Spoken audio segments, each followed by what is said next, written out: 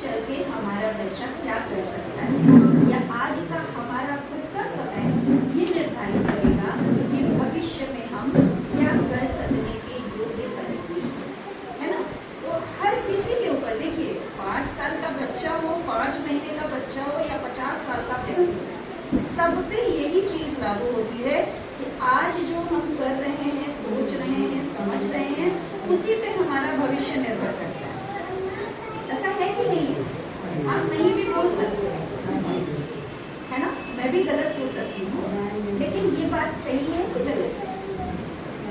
सही है, क्योंकि अगर आज हम सही से सारी चीजों को अच्छे से मैनेज कर रहे हैं, सही ढंग से कर रहे हैं, तो आगे चल के ये संभावना बढ़ जाती है कि हम और बेहतर ढंग से करें चीज़ों को और सीखेंगे चीज़ों को और खुद को समाज में अच्छे ढंग से स्थापित कर पाएंगे।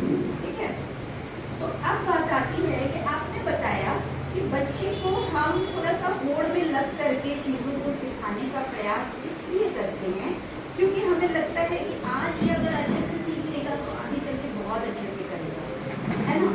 लेकिन हर बच्चे की एक अपनी रफ्तार होती है। हम कोई तो होता है कि जल्दी जल्दी करे, कोई सोचता है कि हम नहीं करेंगे। हाँ, तो जब किसी भी चीज का भार डाल देंगे आप किसी पे भी, चाहे हम आप पे भार डालें या आप इन पे भार डालें या ये बच्चे पे भार डालें, कोई भी किसी पे अगर भार डालता है तो कहीं ना कहीं से चीजें बिगड़नी शुरू हो जाती हैं। ठीक है, अगर भार डाले बगैर अच्छे से चीजें चल सकती हों तो क्या हमें बुरा लगेगा? नहीं ना। जहाँ आवश्यकता लगे वहीं पे भार डाला जाए। ऐसा नहीं कि भार एकदम से नहीं डालना चाहिए, बोलना चाहिए, बताना चाहिए, सिखाना चाहिए, समझाना चाहिए, हर चीज होनी चाहिए, लेकिन जहाँ आवश्यक न हो वहाँ पे नहीं, और जहाँ पे आवश्यक हो वहाँ अवश्य होना चाहिए। ठीक है, समझाना की भी एक प्रक्रिया जो चलेगी, जहाँ आवश्यक होगा वहीं पे चलेगी, जहाँ आवश्यक नहीं है, बच्चे की अभी उम्र ही नहीं आई कि वो पेंसिल पकड़ सके और हम कह रहे हैं कि नहीं तुम ए लिखो, कहाँ तक सही है? कहाँ कर पाएगा? नहीं कर पाएगा वो, है ना। जैसे अभी ये है, छोटे से हैं, तो अब इनको कहा जाए कि नहीं भाई तुम पेंसिल पकड़ के ए लिखो तो नहीं लिखेंगे ना। अभी तो दादागिरी में से भी नहीं जा रहे, पकड़ने नहीं आएगा तो पकड़ेगा नहीं पकड़। तो क्या किसी को यहाँ पे चूंकि अध्यापिकाएं भी हैं, तो मैं जानना चाहूंगी कि कोई ऐसा है जिसको पता है कि लिखने की सही उम्र क्या होती है? अगर हमें अक्षर ज्ञान देना हो बच्चे को, तो लिखने का जो सही उम्र है, सही आयु है, वो क्या होती है? मतलब बच्चा अच्छे से लिखने के योग्य हो जाएगा, वो आयु कौन सी है? 5 साल में अच्छे से लिखना शुरू कर देगा बच्चा। पकड़ना सिखाया जाए कि पेंसिल कैसे पकड़ा जाता है, उसके बाद सिखाया जाए कि कैसे ई बनता है। मैं बताऊं आपको एक पते की बात कि हमारी जो ये मांसपेशियां हैं ना, 7 साल की उम्र में ये किसी भी चीज को अच्छे से पकड़ने के और लिखने की योग्यता में आते हैं। ठीक है, 7 साल की उम्र में।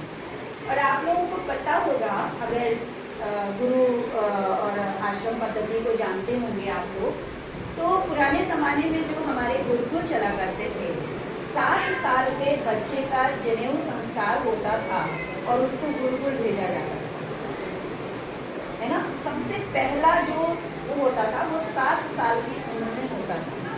तो सोचिए कितना मतलब रेलेवेंट है ये चीज़, कितना सही था उस समय का परिवेश कि 7 साल की उम्र में उसका एक अंग का जो स्तर है वो इस स्तर तक पहुंचा।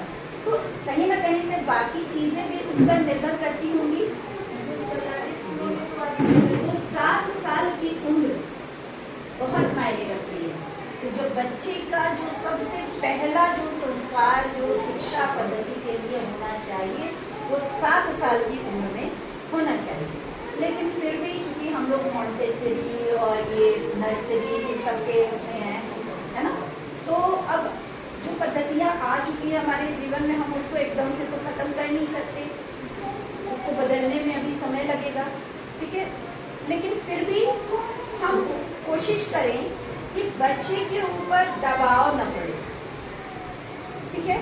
बच्चे के ऊपर दबाव नहीं पड़ेगा तो वो अपने पूरे संपूर्ण व्यक्तित्व को निखार पाएगा, और अगर दबाव पड़ेगा तो वो उभर करके अच्छे से सामने नहीं आएगा।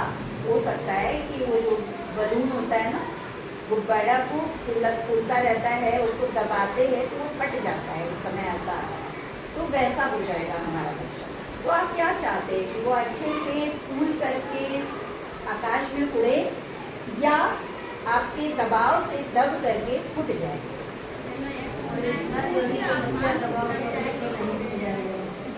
आप क्या चाहते हैं बिल्कुल चाचा जी, बताइए। वो अच्छे से आसमान में आसमान में उड़ना चाहिए। यहाँ पे आसमान में उड़ने का मतलब है कि वो अपने जीवन में जहाँ तक जा सकता है। क्योंकि देखिए, ग्रोथ प्रॉपर तरीके से हम कर पाए। गुब्बारा आसमान में जाने का मतलब है कि वो जहाँ तक जा सकता होगा वो जाएगा, है ना। तो वो मौका देना है बस। अगर हम उसको सही ढंग से मौका देते रहेंगे तो वो जा पाएगा। अब समस्याएं कई सारी है इस तरह से स्वतंत्र छोड़ने में, है ना। क्या क्या समस्याएं हैं जरा बताएंगे? सामाजिक कानून जी बताएं, एक कारण बताएं। जैसे हम स्वतंत्र छोड़ दिया तो पहले तो बच्चा अपने आप में बिगड़ जाएगा। कैसे कैसे बिगड़ेगा? जब उसको हम गाइड नहीं करेंगे तो कैसे करेगा? हाँ, तो सबसे पहला क्या है कि गाइडेंस जरूरी होता है। बिल्कुल, गाइडेंस बहुत ज़्यादा जरूरी है।